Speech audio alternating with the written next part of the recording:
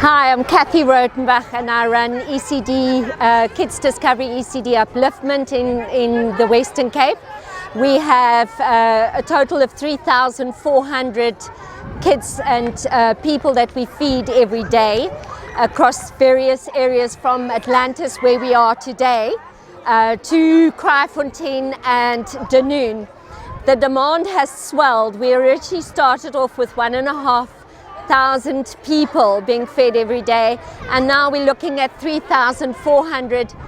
A great number of these people are young children under the age of 6, and we know from the terrible things that have happened since COVID, about 1 million children were left alone at home without supervision because of the nature of parenting and also the asynchronous timing between when the economy opened and when the schools reopened. I was approached to do a paper on the socio-emotional development of children and the cost of COVID during this time on the mental health of kids. And I think there is no question that this is the next tsunami we are facing.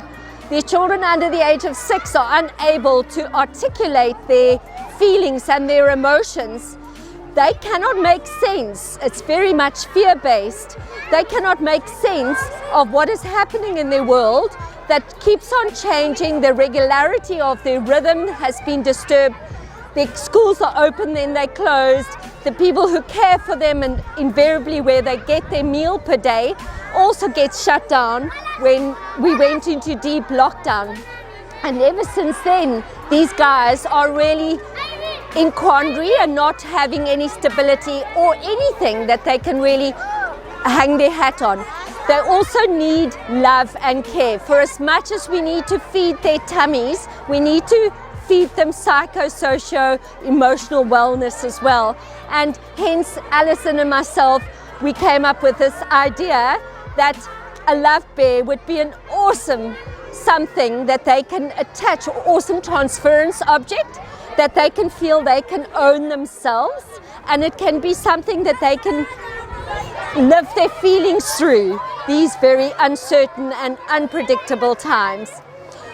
The statistics is horrific. During lockdown, 1 in 2 South Africans have experienced more than one trauma. So the post-traumatic stress disorder that has occurred amongst these little kids who are not capable of actually showing or expressing what they're feeling has become a serious burden on our society. These children are going to grow up as adults, and they will not be heard for the emotional damage that has happened to them.